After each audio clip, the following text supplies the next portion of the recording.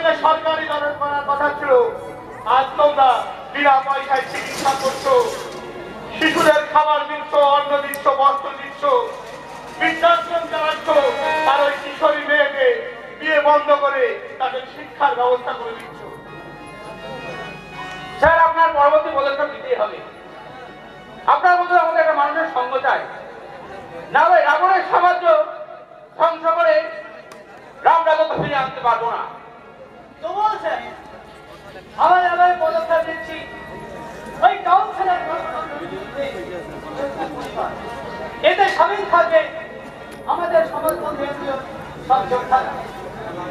তোমরা আমাকে এই যুদ্ধের যোদ্ধা করে নাও, আমি তা না হয় তোমাদের সাথে এই যুদ্ধে কৃষ্ণের মতো সারথি হয়ে লড়তে চাই।